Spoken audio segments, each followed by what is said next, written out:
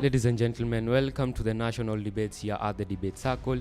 I'll be your host, Oya Jeffrey. We're edging closer to the semi-finals, but first, it will be more than fair to allow students shed more light on the motion that states the fate of a nation lies in its educated leaders.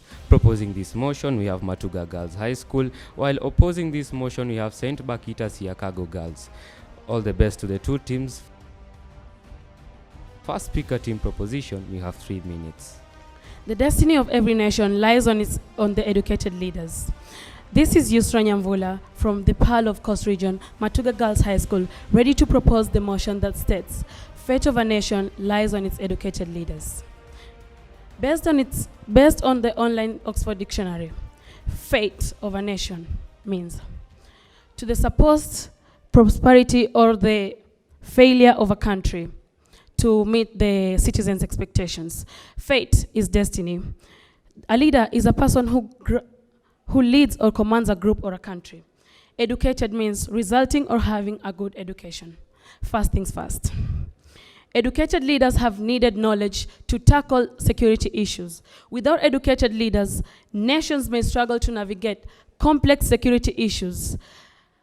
Taking, for instance, President Paul Kagame of Rwanda. President Paul Kagame, he went to the Open University of Oxford, he went to the Open University of London and graduated with a diploma in professional management and business studies. And then he served as a vice president and a minister of defense in his country, where he led forces against the Hutu forces, who had sparked a genocide against the Tutsi forces, where after the shooting of juvenile Hibraimana. So the genocide was this President Kagame forces were able to minimize the casualties and retake the capital. This led to the political stability of Rwanda, and Paul Kagame was crowned as the de facto leader of Rwanda. This satisfies SDG number 16, which is peace, justice, and strong institution. Secondly, educated leaders are brave enough to make informed and sound decisions because of their high level of know-how and understanding of how the world works. For example, President Zelensky of Ukraine. He was elected in 2019, and he graduated with a law degree from Kryvyi Economic Institution.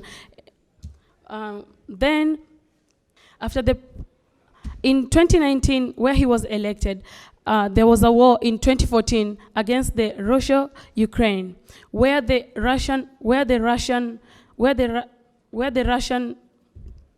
members took the Ukrainian territories. Then in 2019, President Zelensky offered President Putin of Russia offered the Ukrainian passports, and President Zelensky ridiculed the offer and also managed to grab 54% of the Ukrainian territories that were taken by the Russians. And this made them be able to get back the nation's territories, and therefore I rest my case. First speaker team opposition, you have 3 minutes. Fate is a thing of the future, and the future is built today. Just like a house was once stones, my work here is to relate you to the motion and give and offer the facts that we bring to you. Lucy from the Great Bakhita School stands before you to explore a statement that is of paramount importance. The fate of a nation lies on its educated leaders. To begin with, I contextualize with emotion. Fate. According to Cambridge Dictionary, fate, it states that these are the things that will happen or have happened to somebody or something. A nation, a country considered as a group of people with the same language, culture, and history.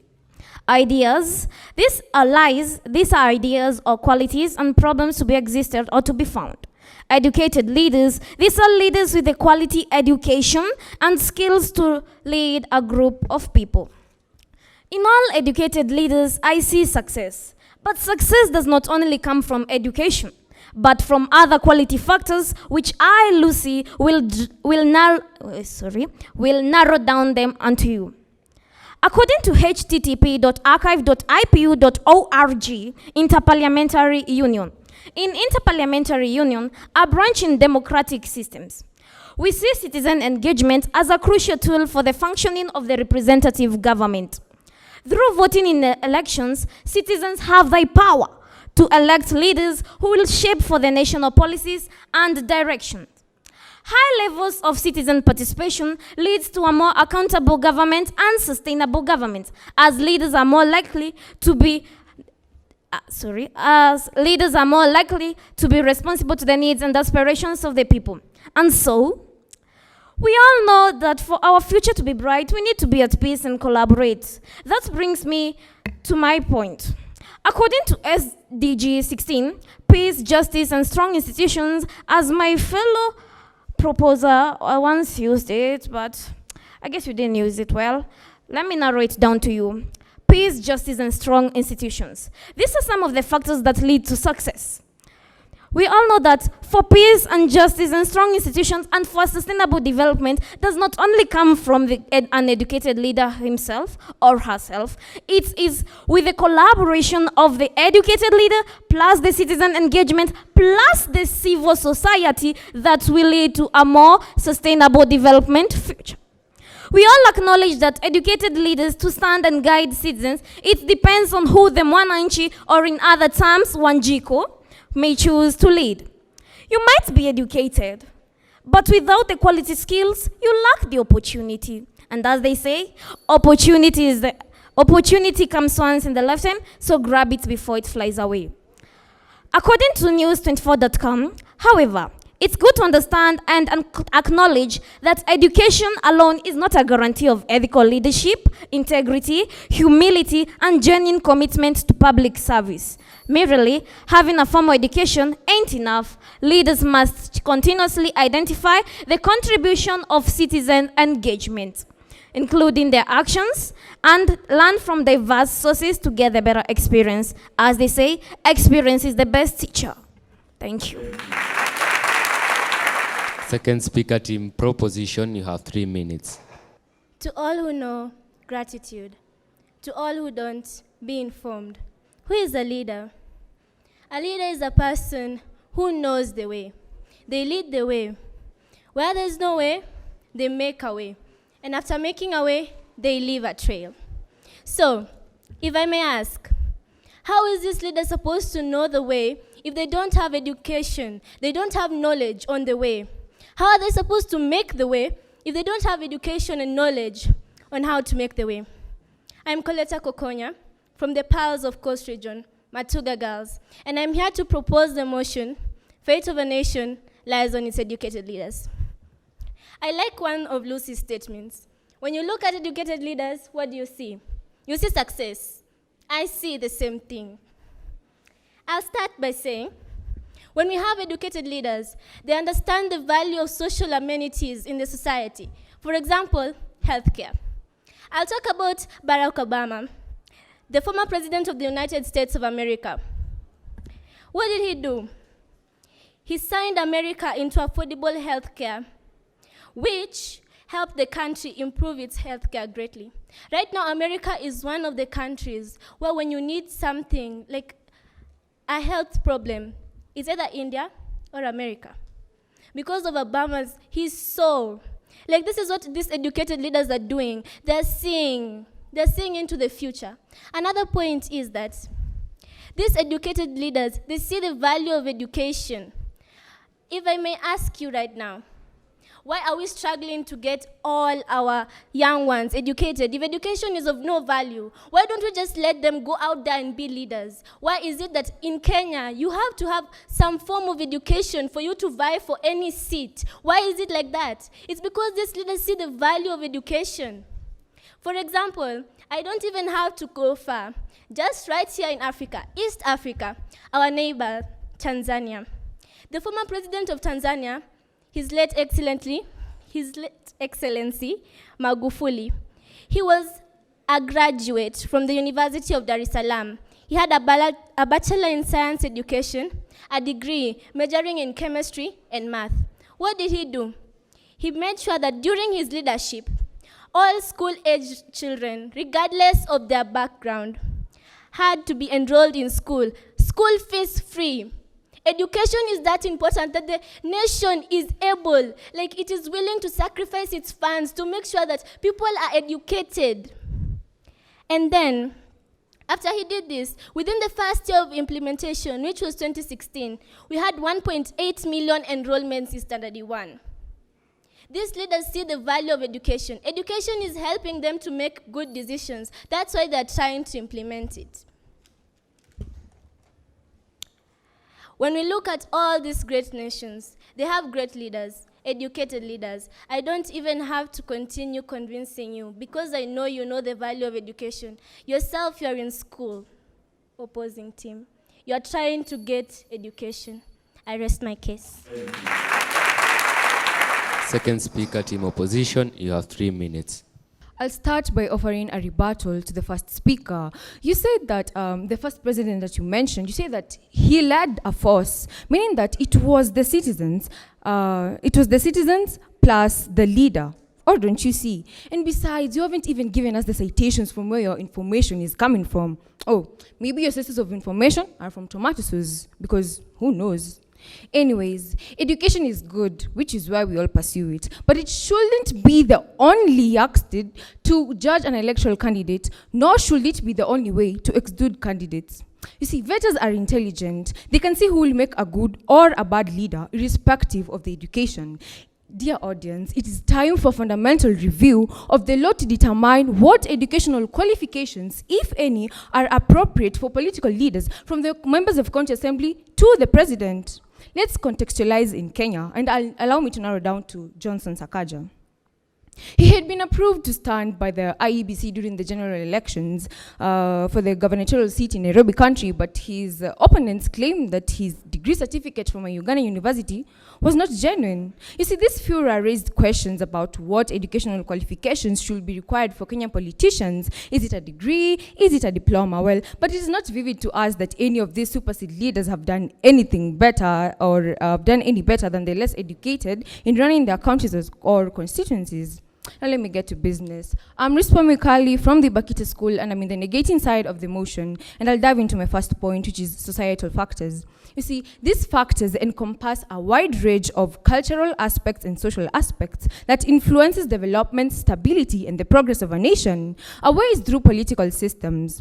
Care to know how?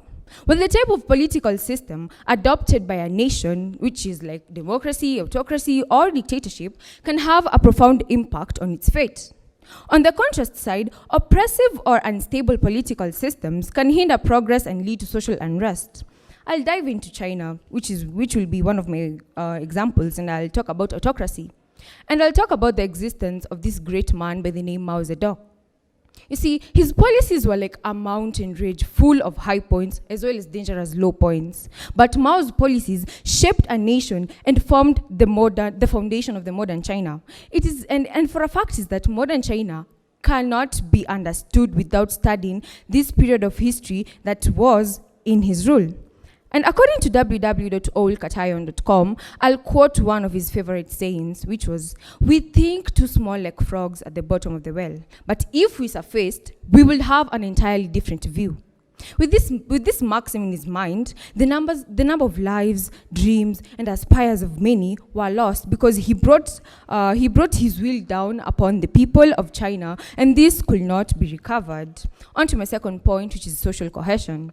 It entails more about empathy, and for those who don't know, empathy is ability to understand and share the feeling of others. Furthermore, social cohesion fosters a sense of connection and understanding among the people in the society. In accordance with the Status of Social Cohesion in Kenya 2013 draft report, this point is further explained that for cohesion and integration to be an impact on a nation's fate, it entails on institutional dimensions, equity dimensions, and perspective dimensions. And so with prosperity, equity, and peace, which are the attributes of evaluation of social cohesion in Kenya, then without a doubt, they can contribute to a stable and harmonious nation. Oh, and yes, it doesn't encompass on any citizen's educational level or any leader's educational level, but prosperity, equity, and peace. And I'll repeat again, prosperity, equity, and peace. Thank you.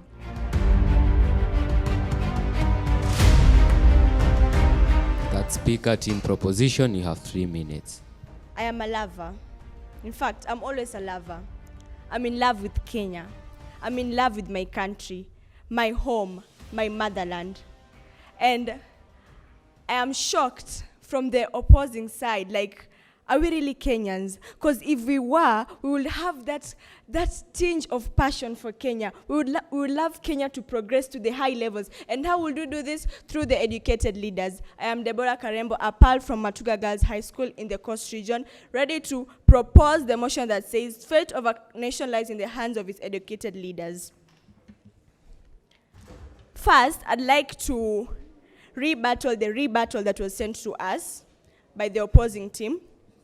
You say that President Kagame wouldn't have done that without the people. Yes, he wouldn't have done that without the people, but the people needed that person to think for them. He needed that person to initiate that plan for them, because those people would not have done it without a leader. And according to Wikipedia, we get to know that he was educated.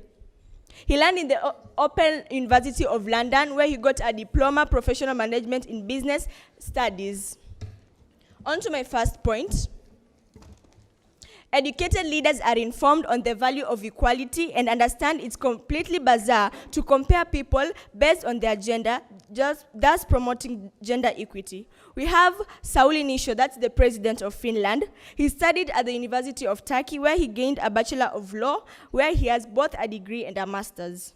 Both a degree and a master's. And he has been president since March 2012.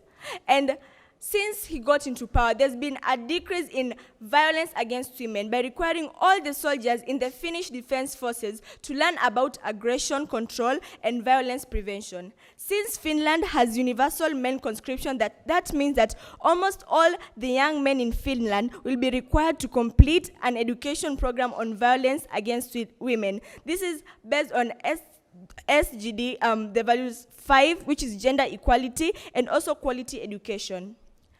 In Kenya, we have been having lots and lots of cases, not even in Kenya, throughout the world, whereby mostly the female gender is being oppressed. And we get a leader, an educated leader, let's underline the word, an educated leader. Who is this? Sauli Niinisto. He introduced a program whereby all the men in his country, plus the Finnish Defense Forces, have to undergo a compulsory education system whereby they have to learn about the importance of women and how to control aggression and violence prevention. And also, our fellows from the opposing team have talked about values. Yeah, I know. Cultural values are very much important in our community. But I would like to ask you, how about to do away with the leaders, then we let cultural values guide our community? Where would we be? We need those leaders there, educated leaders there, to employ those cultural values. Educated leaders know the value of education.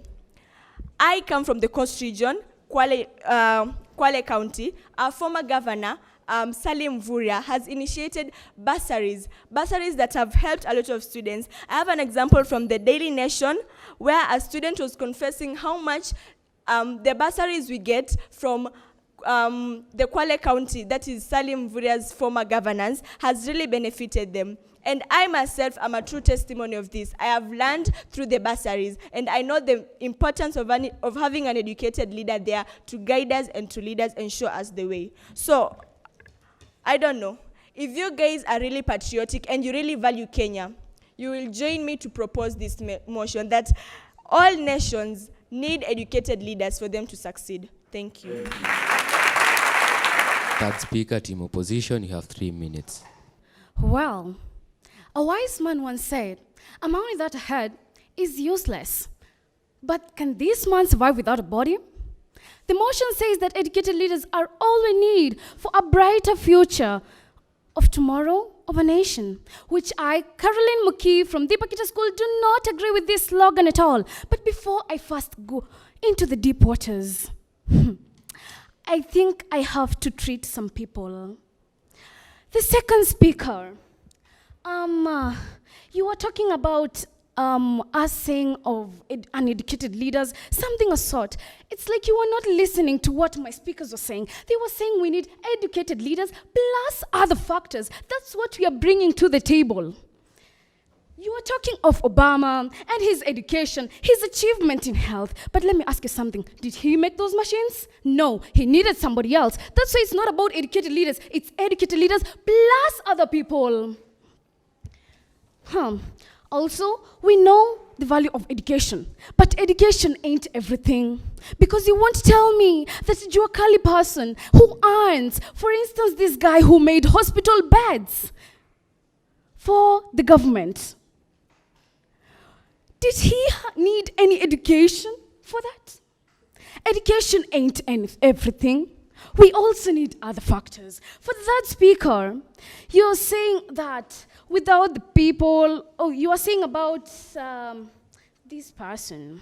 Who was it again? Oh, by the way, for your information, Wikipedia can be edited. So you better watch where you're getting your information from anyway. And it's not SGD, it is SDG, Sustainable Development Goals. Anyway, on to my points, societal engagement. Talking matters climate. Climate change governance needs inclusivity of citizens, communities, organizations, stakeholders in decision-making processes. As our president advised that we should plant trees, I, being a witness, the Young Farmers Kenya, a non-governmental organization, planted over 1,500 trees in our school on the 15th of June. Notwithstanding the SDG 16. Of course, the government helped in donating these things, but why give the credit only to the government? Sorry, the government. Where else it was me, you, actually, I'm wondering how. Don't you love yourself? Jeez. Me, you, the government, and maybe the society, not even maybe, the society.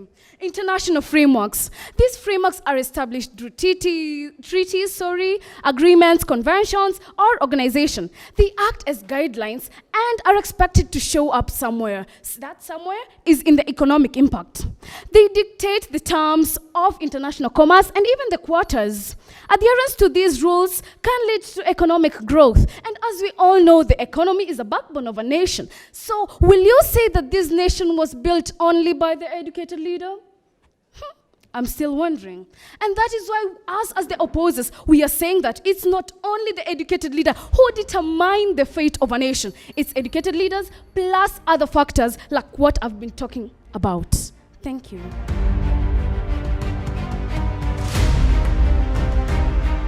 Team Proposition, you have 1 minute for your final submission. So I'd like to start by saying, if I was truly not listening to the opposing team, would I have quoted your statements? No, I didn't. Okay. I'd like to ask you to tell me when I said that educated leaders are the only. I want you to tell me exactly when I said only, because I didn't mention only. I just said I like one of your statements, which was exactly what I meant. I liked only one, simply one of your statements. As I can tell you, my audience, I'm not here to win. No, we haven't come here to win. We have come here to educate you, to show you the truth, to give you facts, and not to spread rumors. So, if you know the truth, you believe in the truth, you will join us in proposing the motion that the fate of a nation lies in the hands of its educated leaders. I rest my case.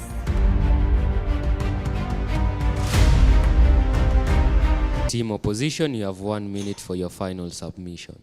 There's a lot of debate surrounding the idea of whether or not educated politicians only are better in governance. Some people believe that an education gives politicians the tools that they need to make informed decisions, while others believe that an education can make politicians out of touch with the general public. And so the proposers open your eyes and see that the fate of a nation does not only rely on the educated leaders only, but also relies on citizen engagement and other factors like public service commitments. Not just educated leaders, but leaders who don't take bribes, leaders with integrity, people who are heart-driven, one who even identifies the common man on the streets. Pick a peacemaker, a cultured leader, a leader who will not only bail out banks, but also families from losing their homes. We have offered our points, we have offered our facts. Why don't you save them, put them in a stable bank, and thank us later? Anyways, join us in the negating side of the motion, and please, the fate of a nation does not only rely on educated leaders, but it also relies on other factors like public service commitment and the ones that we, the opposers, have offered. Thank you.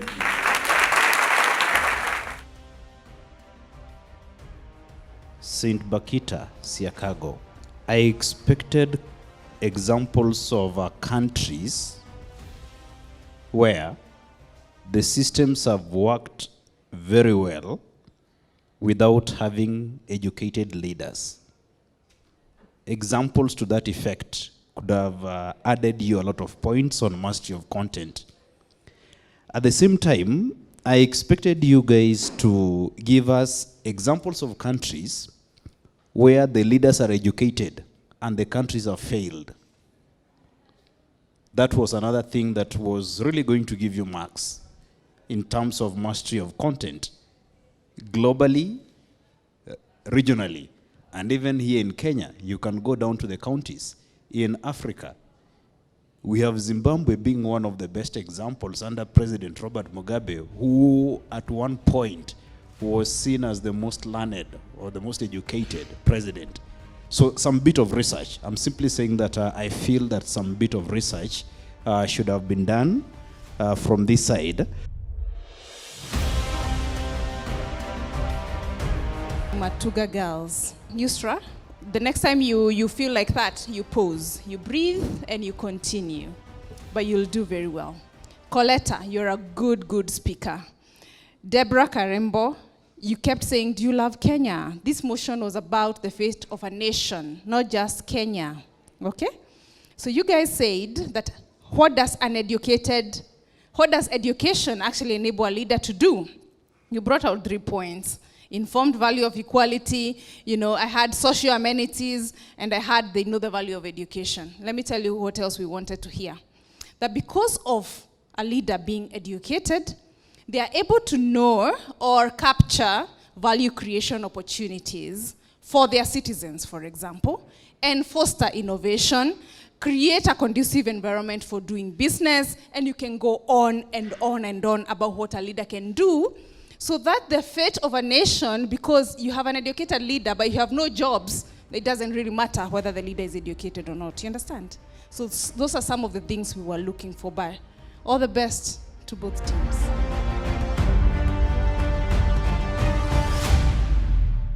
And the scores are out.